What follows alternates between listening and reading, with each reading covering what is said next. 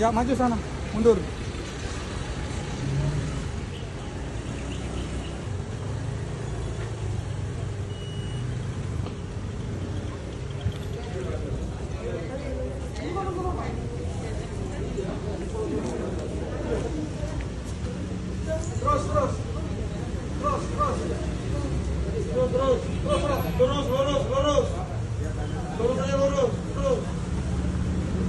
Lurus Pak, lurus.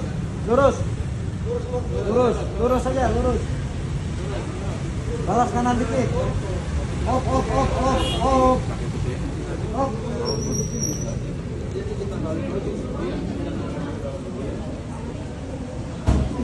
Ini kamu jadi bagi-bagi ya? Enggak, keluarga aja. Enggak ya, ini yang mana? Masuk.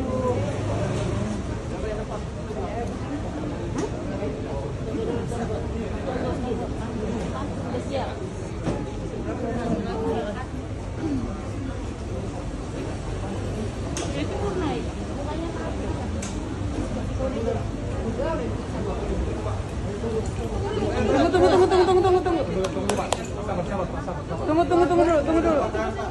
Keluarganya keluarga sebelah kiri. Nanti majunya supaya ini berdasarkan langsung ya. Iya.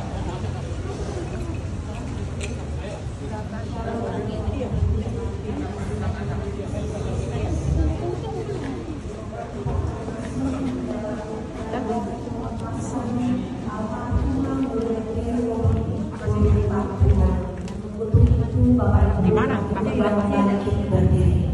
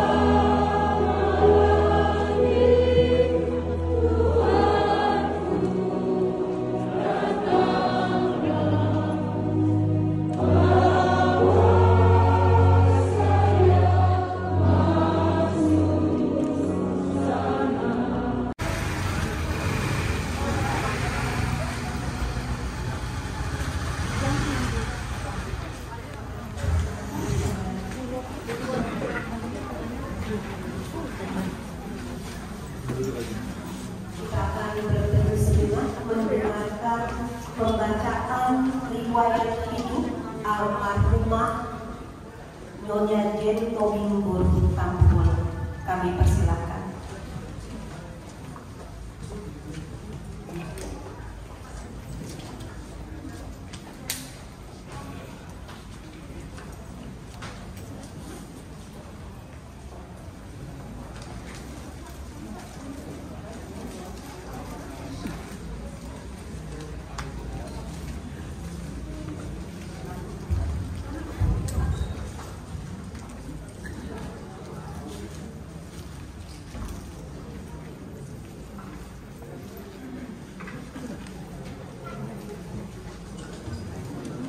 Shalom Bapak Ibu yang terkasih dalam Yesus Kristus. Shalom. Khususnya bagi keluarga yang berduka pada saat ini. Mohon berkenan kami dari Majelis GKO Bekasi 1, tempat di mana almarhumah pernah melayani bersama-sama di gereja ini. Mohon izin kami akan membacakan riwayat hidup dari almarhumah.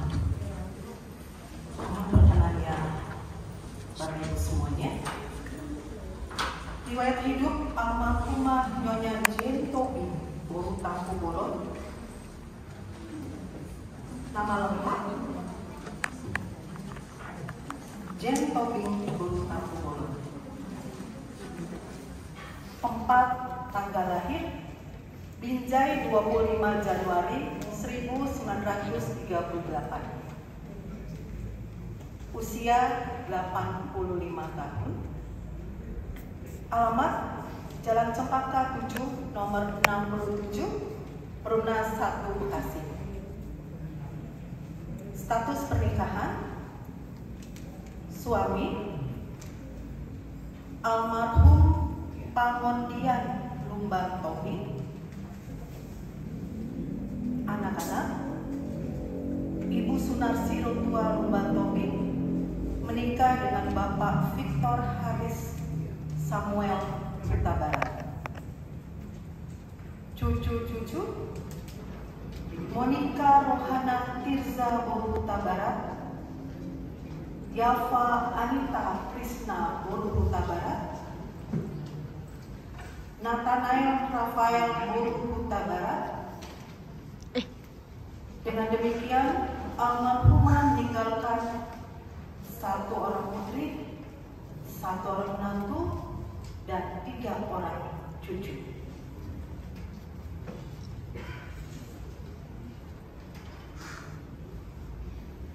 Riwayat pekerjaan dan pelayanan almarhumah. Pekerjaan sebagai ibu rumah tangga. Riwayat pelayanan gerejawi almarhumah. 1. Diteguhkan sebagai penatua jemaat GKO Bekasi 1 periode 1986 hingga 1990 sebagai majelis anggota jemaat GKO Bekasi 1. 2. Diteguhkan sebagai penatua jemaat GKO Bekasi 1 periode 1990 hingga 1994 sebagai majelis anggota jemaat GKO Bekasi 1. 3. Diteguhkan sebagai penatua jemaat GKO Bekasi 1 periode 1994 hingga 1998 sebagai majelis yakni bendahara 3 Jemaat GKO Bekasi 1. 4. Diteguhkan sebagai penatua Jemaat GKO Bekasi 1 periode 1998 hingga 2022 sebagai majelis koordinator pengkabaran Injil Jemaat GKO Bekasi 1. 5. Diteguhkan sebagai penatua Jemaat GKO Bekasi 1 periode 2002 hingga 2007 sebagai majelis anggota Jemaat GKO Bekasi 1. Almarhumah meninggal dunia pada hari Rabu 22 Maret 2023 di kediaman almarhumah Jalan Cempaka 7 nomor 67 Perumnas 1 Bekasi. Demikianlah riwayat hidup dari almarhumah. Lebih kurang mohon maaf. Tuhan Yesus memberkati.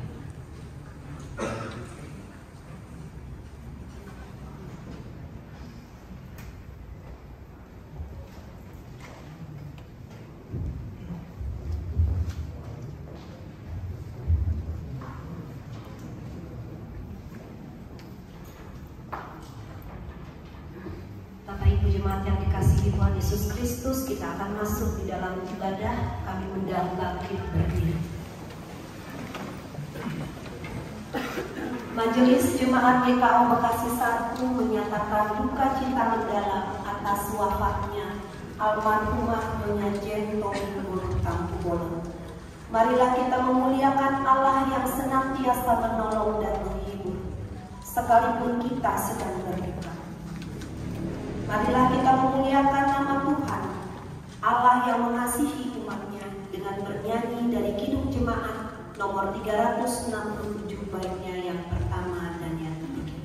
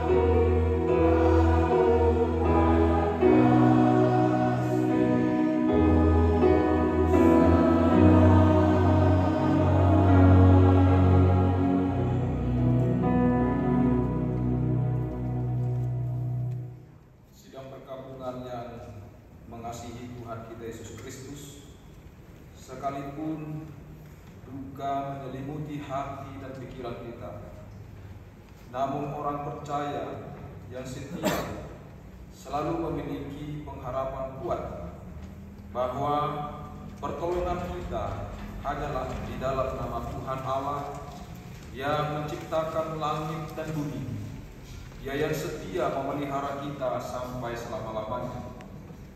Kasih karunia dari Yesus Kristus yang telah bangkit dari antara orang mati dinyatakan bagi kaum keluarga yang berduka cita dan atas jemaat sekalian.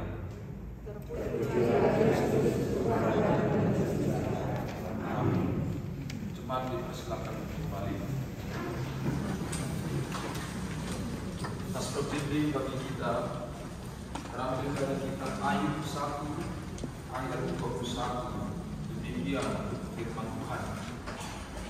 Kata Ayub, dengan telanjang aku keluar dari kandungan ibuku, dengan telanjang juga aku akan kembali ke dalamnya. Tuhan yang memberi, Tuhan yang mengambil, terpujilah nama Tuhan.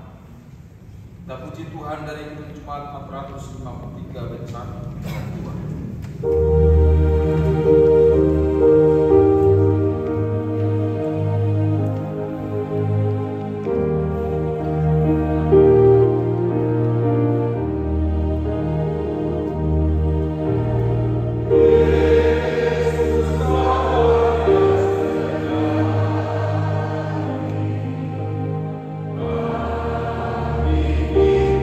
Yang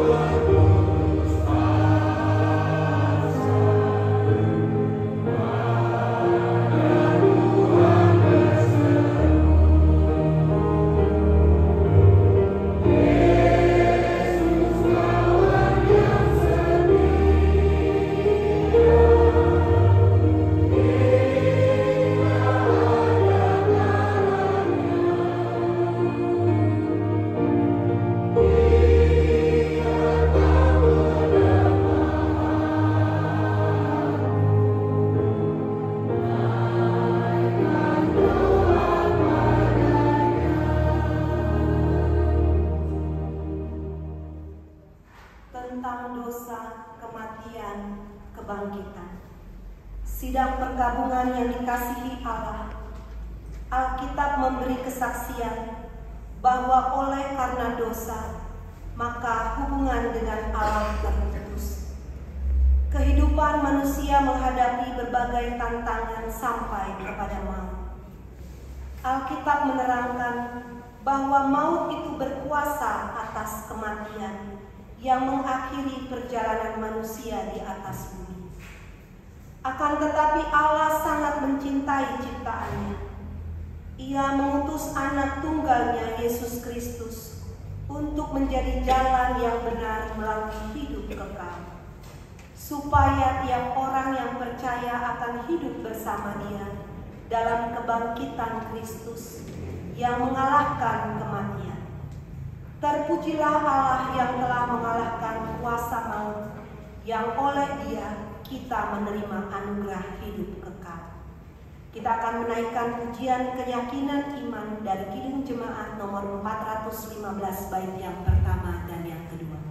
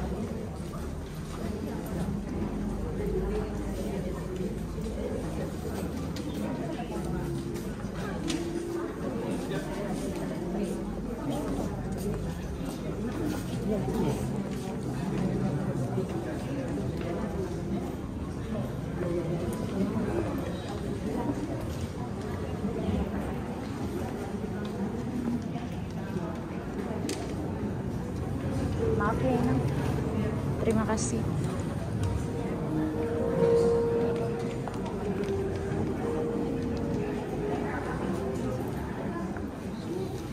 Ya, mewakili kami dari lansia dan membawakan lagu lagu yang terakhir dinyanyikan ketika kami masih bersama-sama. Jadi buat lansia supaya ke depan kita akan menyanyikan lagu ini bersama-sama.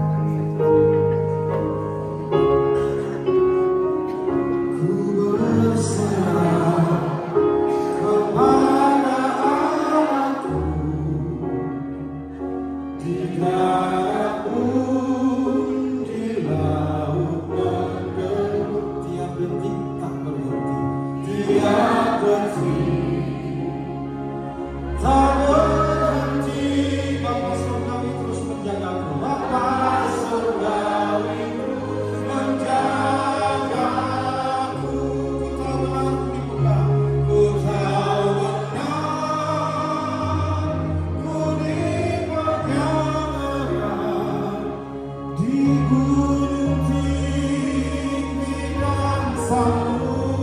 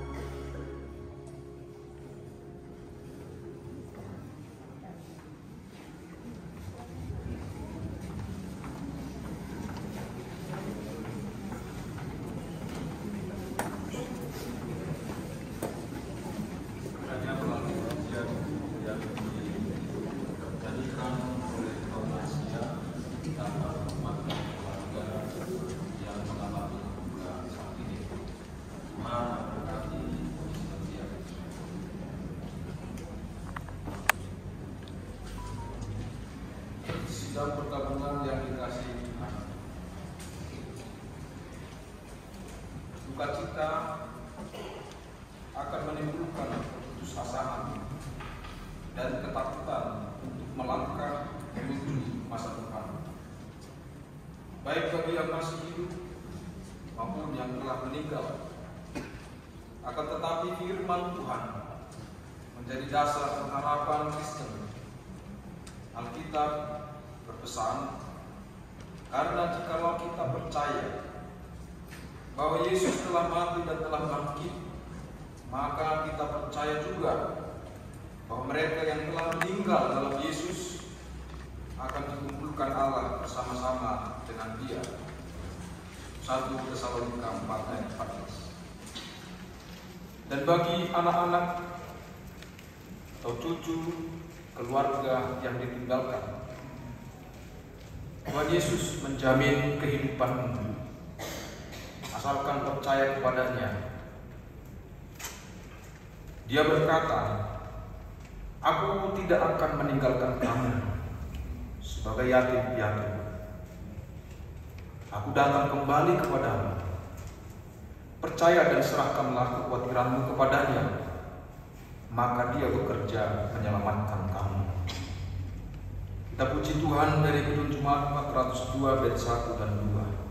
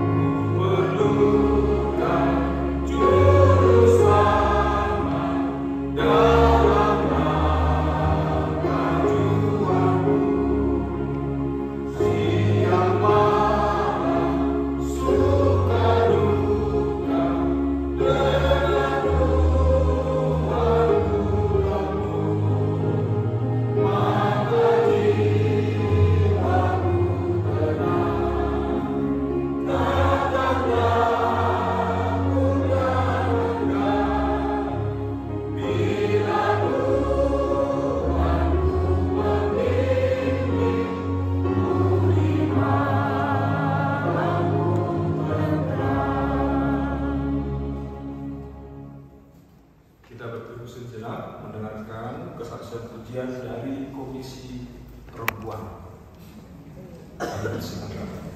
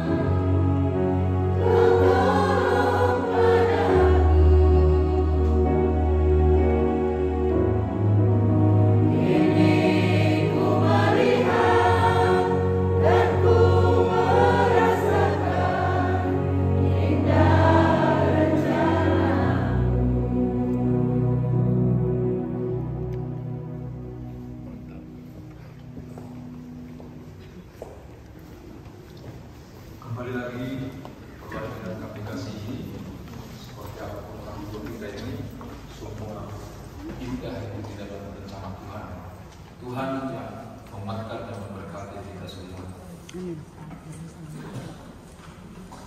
Sidang pergabungan yang dikasihi Tuhan Yesus, kita akan mendengarkan firman Tuhan.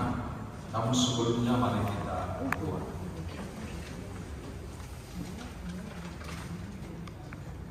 Allah Bapa kami yang di surga, meskipun rasa duka dan menguasai meliputi hati dan pikiran kami, tetapi kami mohon karuniakanlah damai sejahtera-Mu, agar kami dapat mendengarkan, menerima firman-Mu. Karena firman itulah kebenaran, kekuatan, dan penuntun dalam kehidupan kami berjalan bersama dengan-Mu. Kami siap untuk mendengar dan menerima firman-Mu. Kami mohon doa ini kepada-Mu ya Bapa, di dalam nama Yesus Kristus Tuhan kami. Amin. Sidang pergabungan yang dikasihi Tuhan, firman Tuhan yang akan kita dengarkan bersama-sama terambil dari kitab Filipi pasal 1 ayat 21 sampai 22a. Filipi pasal 1 ayat 21 sampai 22a. Bagi Bapak Ibu yang punya Alkitab boleh mengikuti pembacaan ini. Tapi bagi kita yang tidak membawa, saya bacakan untuk kita semua. Demikian firman Tuhan, Filipi pasal 1 ayat 21 sampai 22a. Karena bagiku hidup adalah Kristus dan mati adalah keuntungan. Tetapi jika aku harus hidup di dunia ini, itu berarti bagiku bekerja memberi buah. Demikianlah firman Tuhan. Terpujilah Tuhan Yesus Kristus, dan berbahagialah kita semua yang mendapat kesempatan hari ini mendengarkan dan menerima firman Tuhan dalam hidup kita. Keluarga yang kami kasihi, pertama-tama saya sendiri baru sebagai gembala sidang di sini dari bulan 12. Yang saya tahu hanya almarhumah. Jadi saya tidak tahu keluarga besarnya. Dan satu lagi Amang Nabi Tupulu ya, kalau tidak salah, yang sering di rumah. Jadi saya waktu berkunjung ke rumah orang tua kita ini, saya menemukan atau menemui ibu kita ini, orang tua kita, dengan Pak Nabi Tupulu kalau nggak salah ya, Pak Nabi Tupulu yang dari Bogor. Dan dia terus suka di rumah itu untuk memperhatikan. Jadi hanya itu yang saya tahu. Barangkali keluarga yang kami kasihi ada yang belum tahu, saya pendeta harapan Sematupang. Keluarga yang kami kasihi, bahkan seluruh sidang pergabungan yang dikasihi Tuhan, tentu kita semua sudah mengetahui bagaimana atau bagaimana seperti apa kisah yang terjadi yang dialami almarhumah orang tua kita ini. Maka melalui peristiwa ini saya menyampaikan kepada para lansia ya, yang sendiri di rumah ya, sering-sering memang berkomunikasi. Bahkan juga kita mungkin yang muda, yang punya orang tua, yang sudah sendiri di rumah, sering-seringlah menelepon, sering-seringlah berkunjung, sering-seringlah menengok orang tua kita. Kita jadikan ini sebagai pelajaran bagi kita, agar kita semua menghargai orang tua kita. Baik itu mungkin anak-anak, menantu, keponakan. Disitulah kita sebagai orang Kristen, sebagai pengikut Yesus, mesti menunjukkan 2 kali lebih besar kasih kita dibanding orang dunia, dibanding orang dunia ini. Jadi meskipun ada hubungan-hubungan yang kurang akrab, kurang harmonis, ya janganlah kita lihat dan janganlah kita tinggal di sini. Tetapi kita terus melihat kasih Kristus yang selalu bermurah hati dan tidak pernah berhenti untuk mengasihi. Jadi kiranya keluarga yang berduka dengan kasih Kristus tetap saling ada komunikasi kekeluargaan yang harmonis, yang akrab. Kita pakailah itu kasih Kristus dasarnya, bukan hanya kasih adat kita secara Batak. Kasih adat kita secara Batak, kalau dia masuk Punguan, maka masuk keluarga, barulah kita berjalan kasih kita. Itulah kebatakan kita, kan gitu kan. Kalau itu agak ada sedikit menyimpang dari adat kita, ya kita langsung mengurangi kasih kita, perhatian kita. Tapi kita diikat bukan hanya dengan ikatan keluarga adat, tapi kita diikat dengan kasih Kristus. Jadi itulah yang harus kita kedepankan. Keluarga yang kami kasih di dalam Yesus Kristus dan sidang pergabungan, ada seorang penyair yang pernah saya dengar dan saya baca tulisannya, berkata begini: hidup hanya sekali. Hidup hanya sekali. Dan dilanjut oleh penyair ini, setelah itu mati. Tapi kita setuju di kalimat pertama, hidup hanya sekali, itu betul. Setelah itu mati, betul juga. Tapi tidak berarti kalau udah mati sudah selesai semua. Karena firman Tuhan mengatakan kalau kita meninggal kita menghadap pengadilan Tuhan. Dan di sanalah kita mempertanggungjawabkan seluruh kehidupan kita, mempertanggungjawabkan seperti apa kita hidup. Berarti kematian itu bukan langsung mengatakan selesai sudah. Nah, Bapak Ibu yang dikasih Tuhan, tapi penyair ini mengatakan tadi hidup hanya sekali. Nah, kalau hidup hanya sekali, pertanyaannya adalah apa yang kita isi dengan hidup kita, dan bagaimana kita menjalankan hidup yang diberikan Tuhan itu. Dari firman Tuhan yang kita baca, ada 2 poin yang mau saya sampaikan. Poin pertama, percaya Kristus adalah keuntungan. Percaya Kristus adalah keuntungan.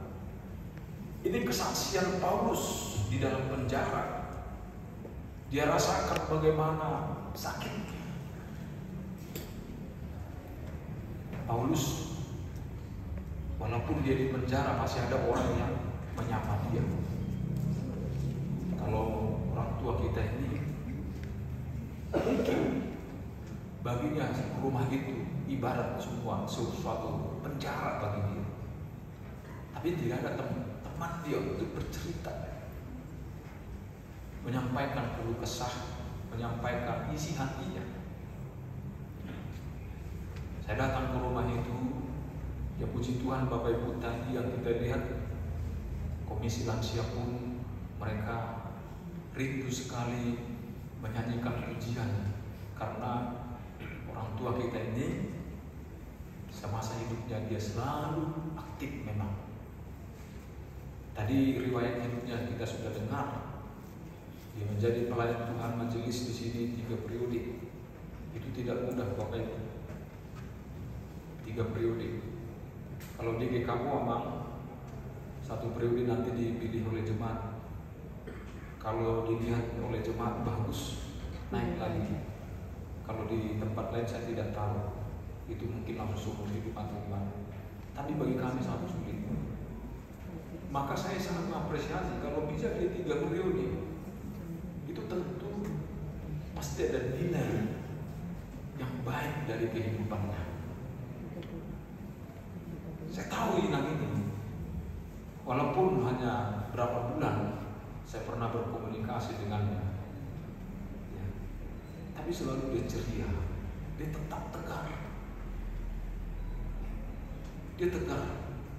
Bahkan dari rumah, kebayang dari situ seorang lansia 85 datang ke sini, ya, itu udah mudah.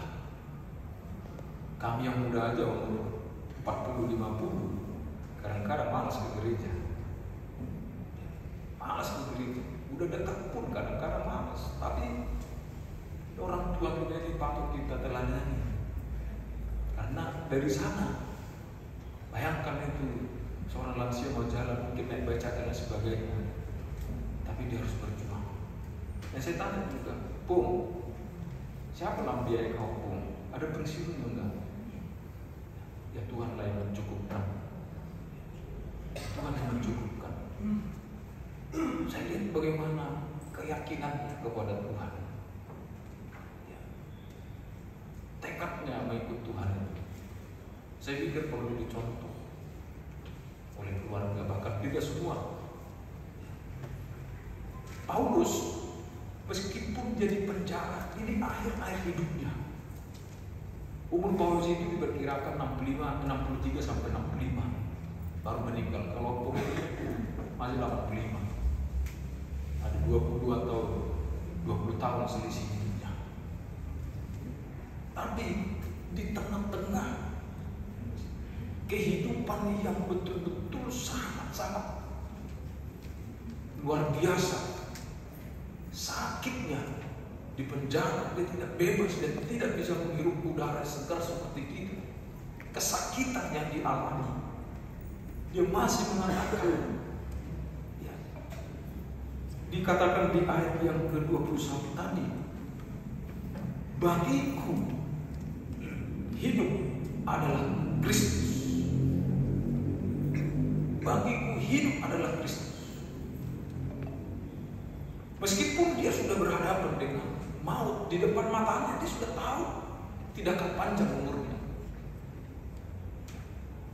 Tidak mungkin bisa lepas lagi, karena itu sudah puncak dari penjara atau hukuman yang sering dia terima. Dia berganti-ganti lapas. Ya, kemana dia pergi karena ditangkap. Dan ini terakhir kali. Maka itu perkataan dia ini. Dan saya pikir ini satu komitmen, satu keyakinan, satu tekad bahwa meskipun berhadapan dengan maut, berhadapan dengan kematian atau kesulitan, dia katakan, bagiku hidup adalah Kristus. Itu final.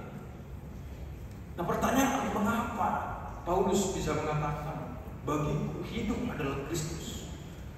Tentu percaya Kristus adalah keuntungan. Kenapa satu keuntungan percaya kepada Kristus? Karena Kristus adalah Allah yang dapat menyelamatkan dan menjamin hidup orang yang percaya serta mempercayakan dirinya kepada Yesus Kristus. Maka itu satu keuntungan. Surat Paulus yang dia tulis kepada jemaat Roma, ini satu keyakinan dia, pengenalan dia, keyakinan dia, tentu yang dia terima dari Yesus Kristus, dari Allah. Di dalam Roma 5 ayat 8-10, dia katakan, firman kepada kita, akan tetapi Allah menunjukkan kasih-Nya kepada kita oleh karena Kristus telah mati untuk kita. Kristus mati untuk kita ketika kita masih berdosa. Lebih-lebih karena kita sekarang telah dibenarkan oleh darah-Nya. Keuntungan yang kita terima dikatakan kita pasti akan diselamatkan dari murka Allah. Sebab jikalau kita ketika masih seteru bermusuhan dengan Allah, tapi Allah memperdamaikan kita oleh kematian Yesus Kristus. Lebih-lebih kita yang sekarang yang telah diperdamaikan di dalam Kristus, keuntungan yang kita terima dikatakan pasti akan diselamatkan oleh hidupnya. Ini Bapak Ibu yang dikasih Tuhan. Hidup hanya sekali. Tapi pertanyaannya, siapa yang kita imani, yang kita yakini? Tentu Kristuslah. Karena percaya Kristus itu satu keuntungan bagi kita. Itu sebabnya kita tidak boleh meninggalkan iman kita kepada Yesus. Meskipun ada kesulitan, meskipun duka, meskipun kesedihan, kita tidak boleh meninggalkan Yesus Kristus.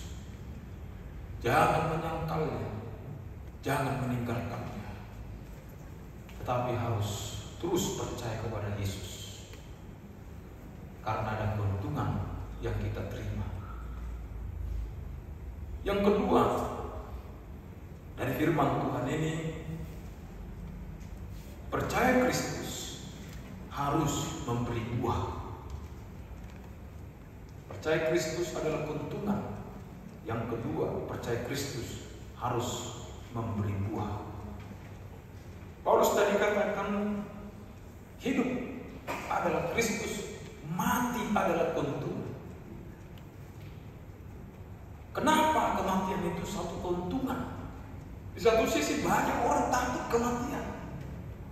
Bagaimana Bapak Ibu siap nggak mati hari ini? Dari siapa?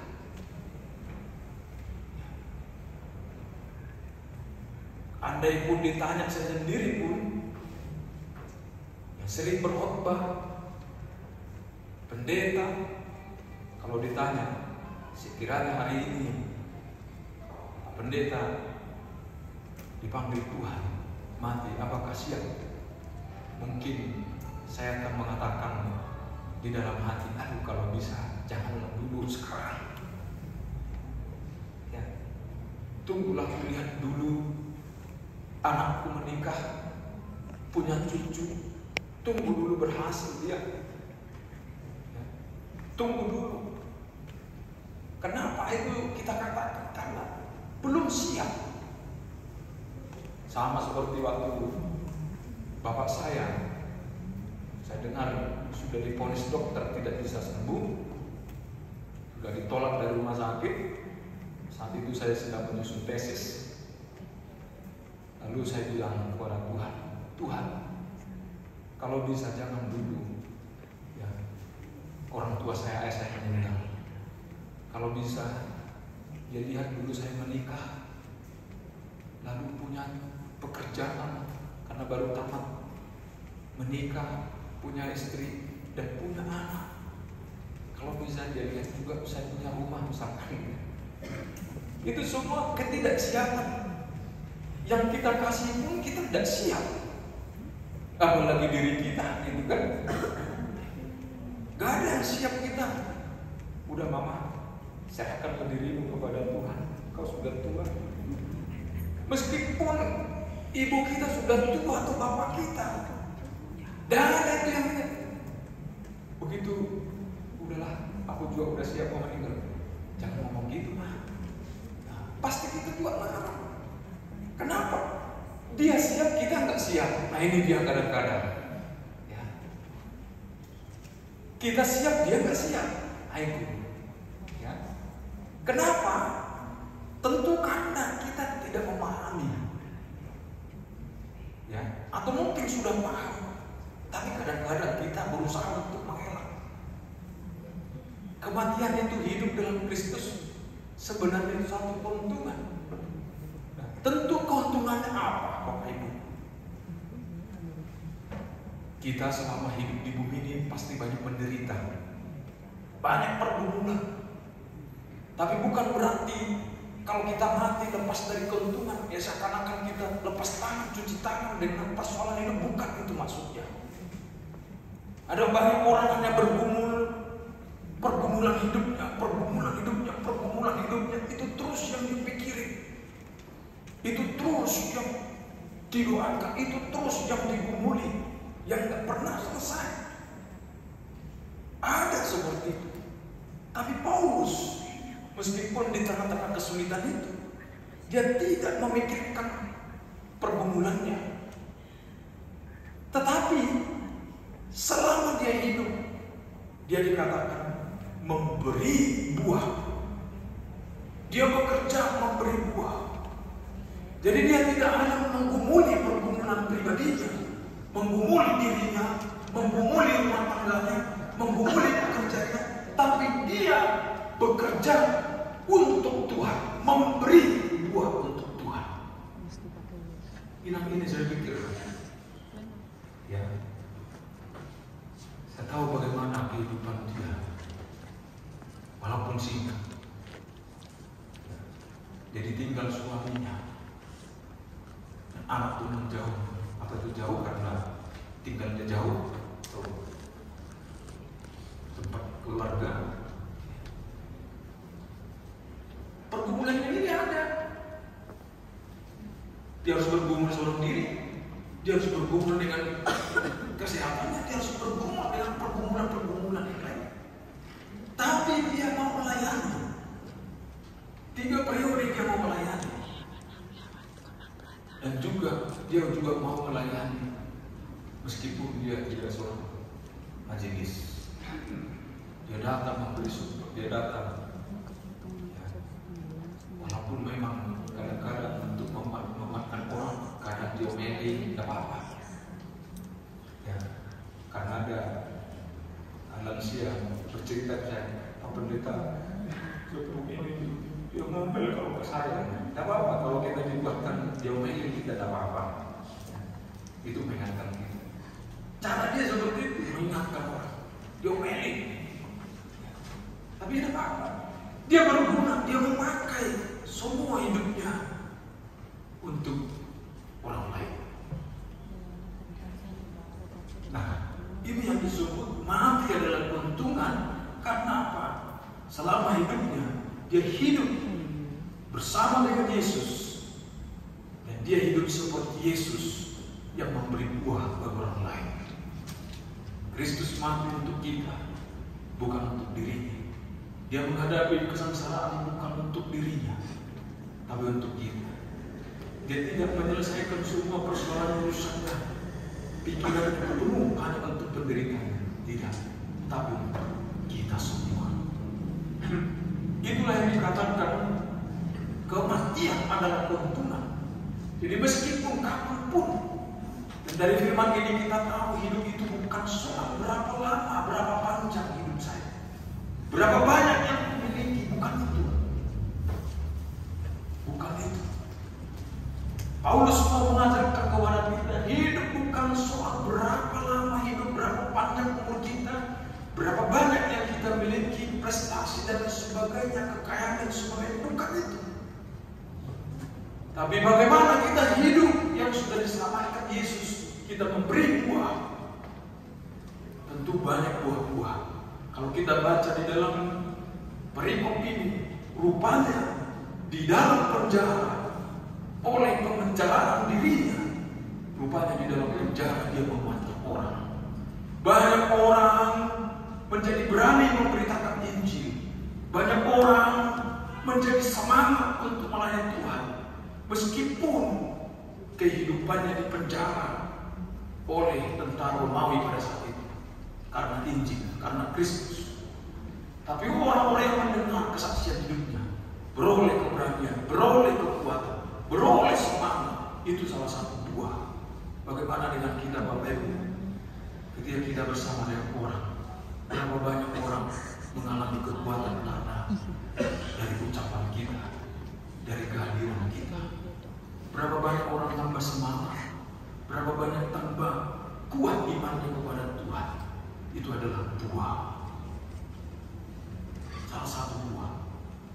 Atau jangan sampai kehadiran kita justru orang membuat orang malas aku datang ke situ, malas aku ke gereja, malas aku melayani melihat dia. Berarti kehadiran kita tidak memberi buah.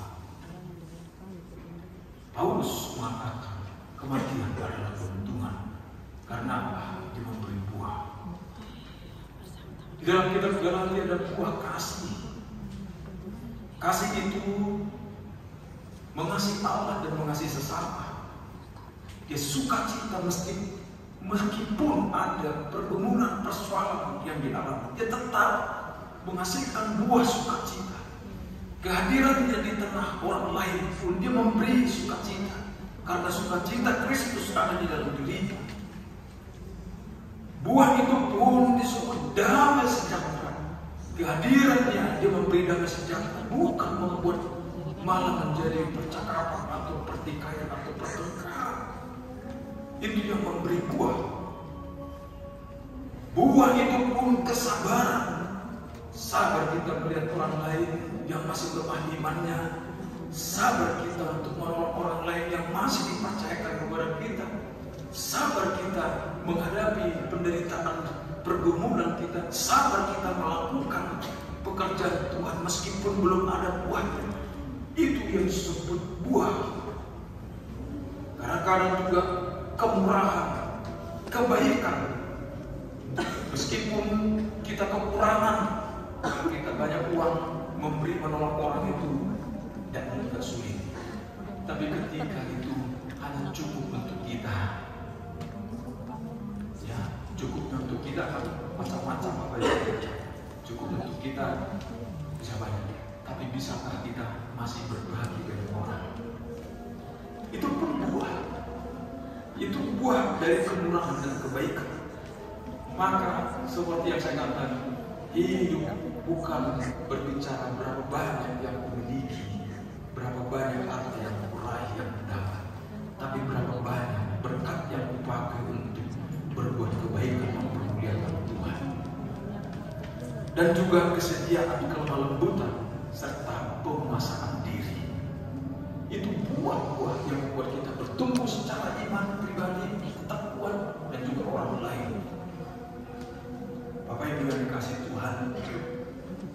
firman Tuhan ini, kita percaya pada Kristus harus memberi buah. Kiranya firman Tuhan yang kita dengarkan bersama-sama mendapat tempat di dalam hati kita, meskipun ada duka, ada rasa sedih. Tapi firman inilah yang menuntun kita melakukan selanjutnya, karena kita tidak berhenti dalam kedukaan dan kesedihan, tapi kita menatap ke depan, melanjutkan kehidupan kita yang masih dipercayakan Tuhan, yaitu percaya pada Tuhan Yesus Kristus dan berbuah. Tuhan Yesus memberkati kita semua. Amin.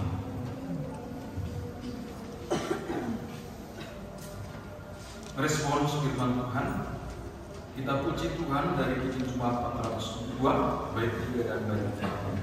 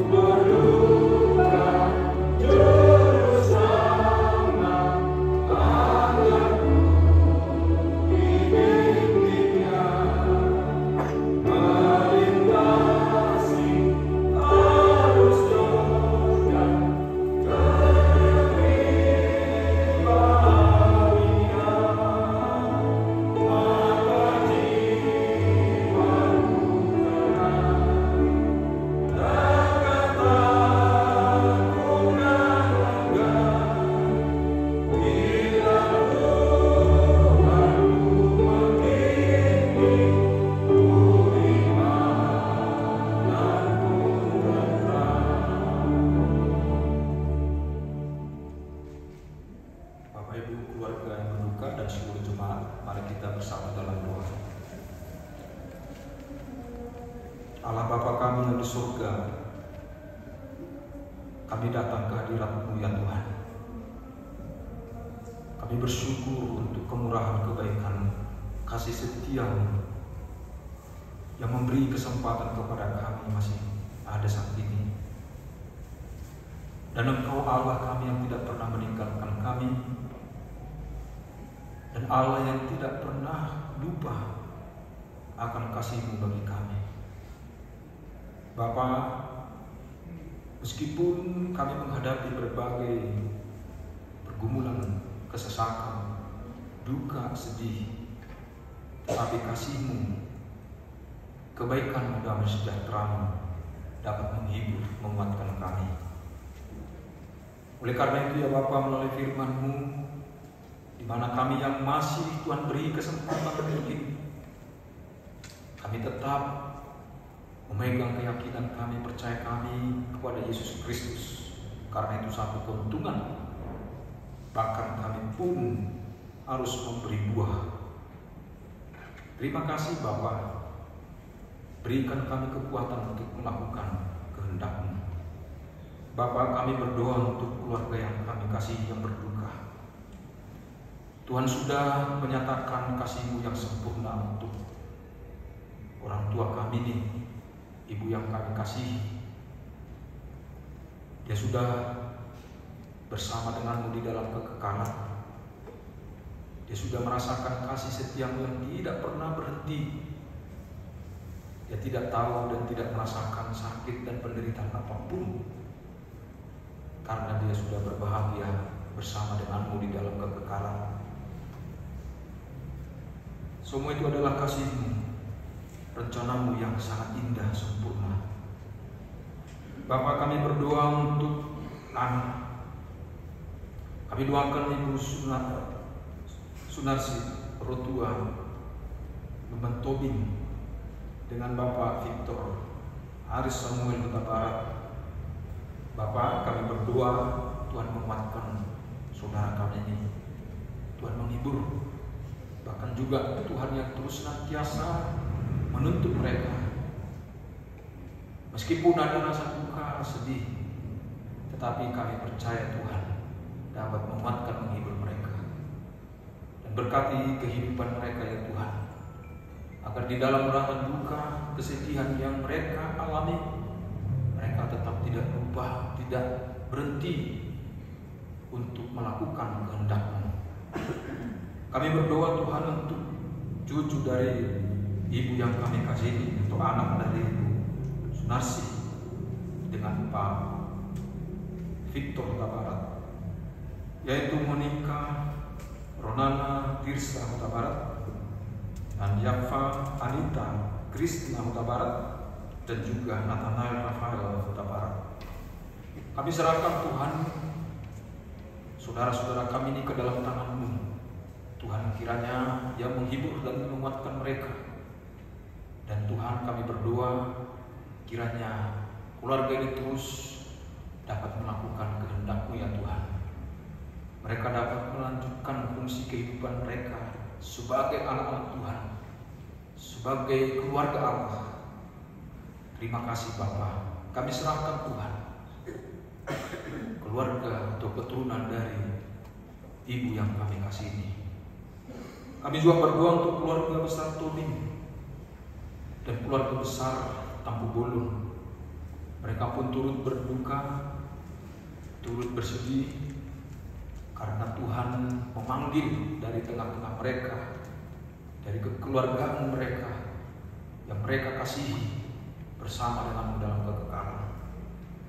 Bapa, Engkaulah pemilik hidup, tidak ada satupun kami yang bisa membatasi, menghalangi.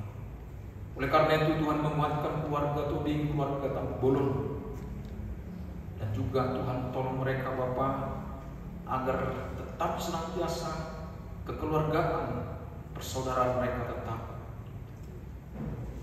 dapat berjalan dengan baik.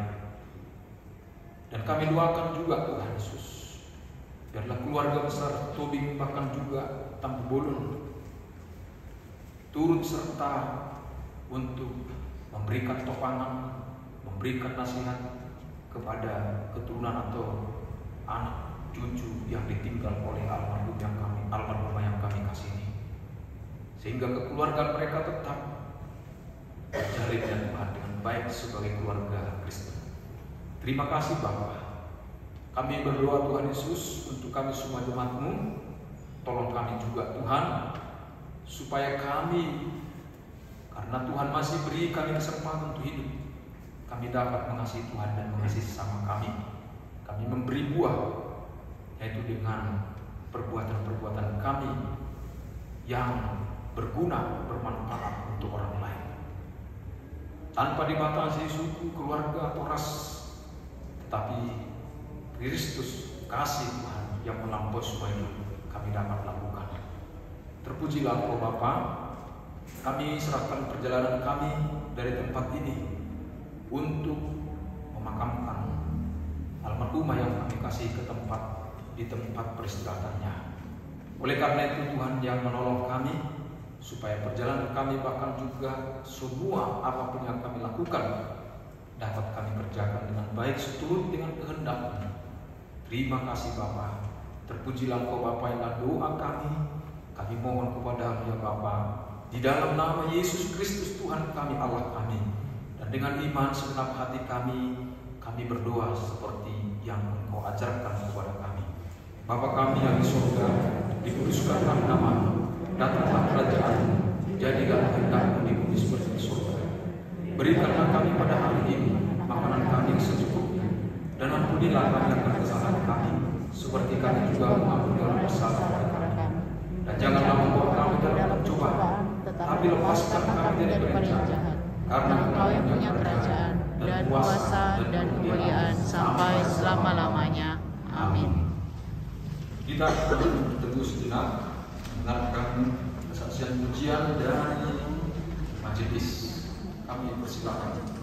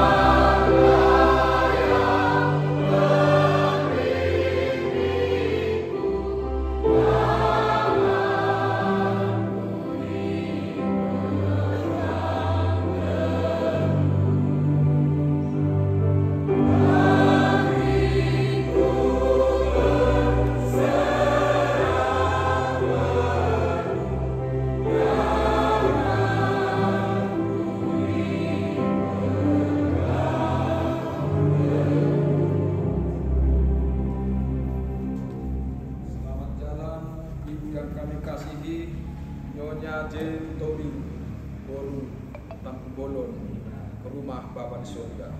Tuhan memberkati kita semua.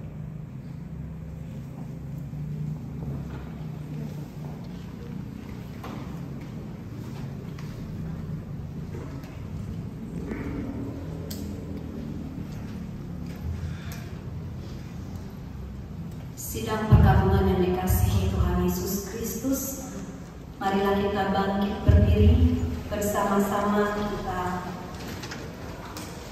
mengucapkan pengakuan iman yang am dan rasuli sambil berkata, aku percaya kepada Allah, Bapa yang Maha Kuasa, langit dan bumi, dan kepada Yesus Kristus, Anaknya yang tunggal Tuhan kita, yang dikandung daripada Roh Kudus, lahir dari anak Maria, yang menderita di bawah pemerintahan Pontius Pilatus, disalibkan, mati dan dikuburkan, turun ke dalam kerajaan maut, pada hari yang ketiga bangkit pula dari antara orang mati, naik ke sorga, duduk di sebelah kanan Allah, Bapa yang Maha Kuasa, dan akan datang dari sana untuk menghakimi orang yang hidup dan yang mati. Aku percaya kepada Roh Kudus, gereja yang kudus dan am, persekutuan orang kudus, pengampunan dosa, kebangkitan daging, dan hidup yang kekal. Amin.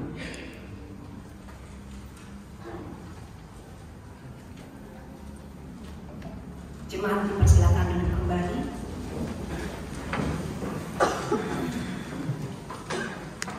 Kita bernyanyi dari Kidung Jemaat 408 baitnya yang pertama dan yang kedua.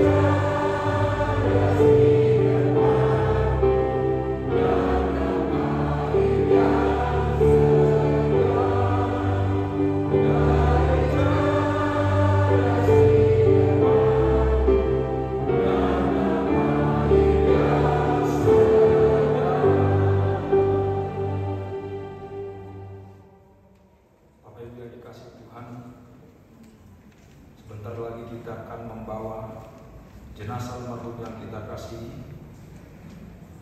Di dunia ini kita tidak mempunyai tempat tinggal tetap, tetapi Allah telah menyediakan bagi kita suatu tempat kediaman kekal.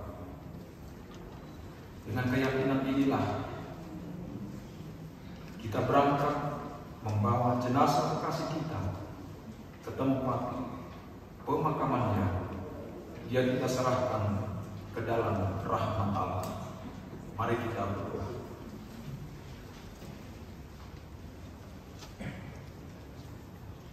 Kiranya Tuhan menjaga keluar masuk kita dari sekarang sampai selama-lamanya. Amin.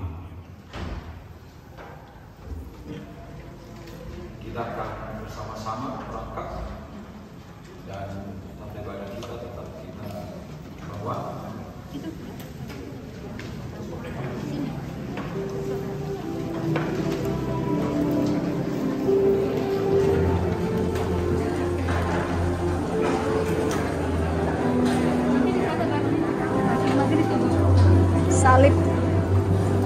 Salibnya bikin di atas ini ya. Dipegang aja dulu, salibnya dipegang. Hah? Dipegang aja, dipegang salibnya. Pegang Hani. Ini kok udah tunjuk gereja kalau di sini.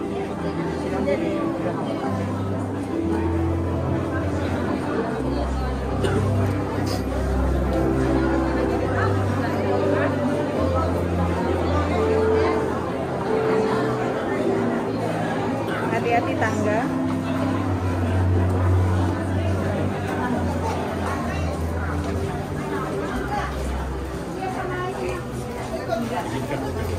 Iya, go.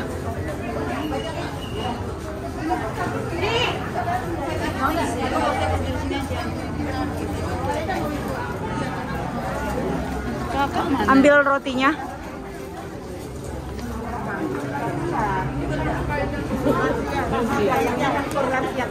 Oh, berlansia.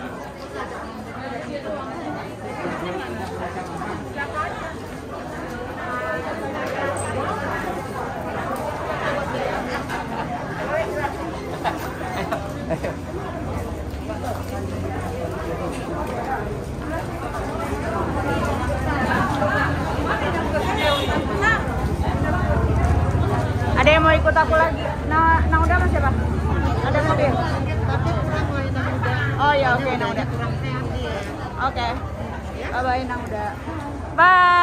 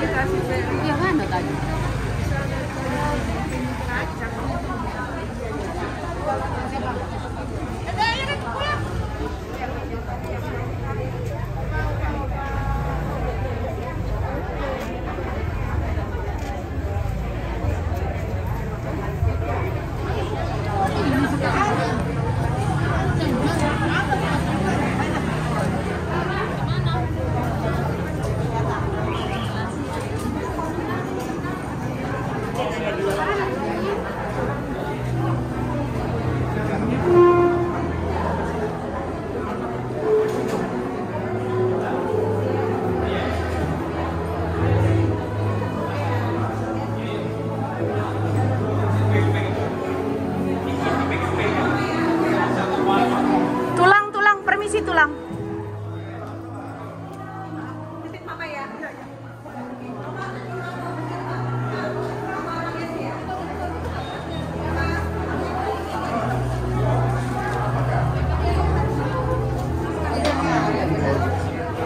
Permisi.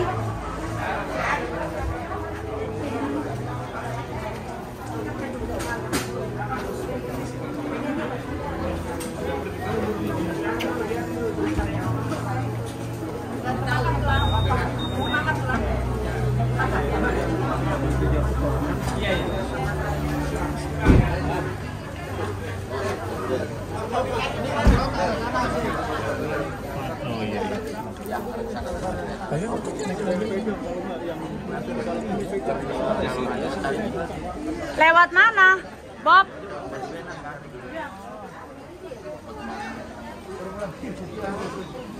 Lewat mana, Bob? Arah Bantar Gebang loh dia. Pedurenan itu Bantar Gebang.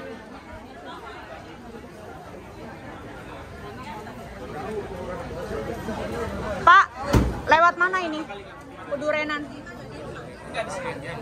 Rawa Panjang. Cipendawa kiri. Berarti ini lewat jalan Pemda biasa kan ya? Kanan ya? Oke, makasih. Pemda biasa kanan, Bob. Ayo, itu Ju. Ayo. Masuk aja, Ju. Tunggu sini lah kau. Tunggu sini.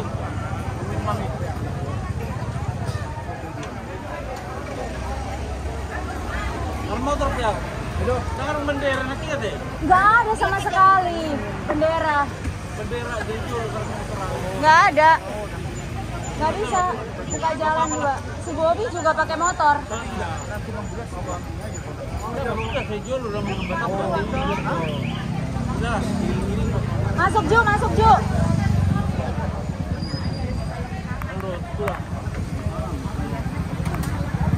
Wow. Nggak ada lagi.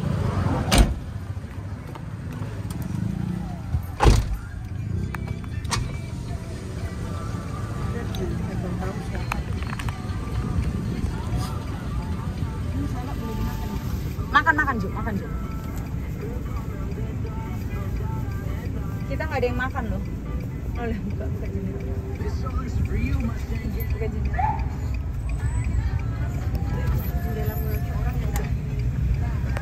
Itu mau lihat Bang Bro sana tuh. Bang Herman. Bang Bro Herman. Mana sih arah sana? Ini iya. Pedurenan apa itu? Bantar Gebang.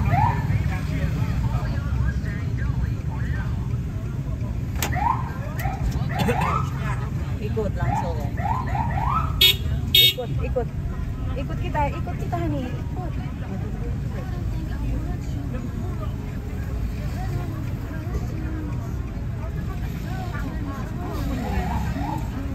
tulang.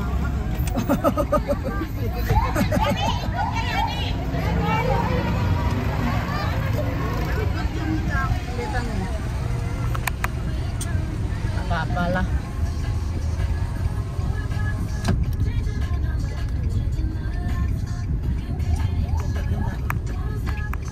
Oh, itu mobilnya dia.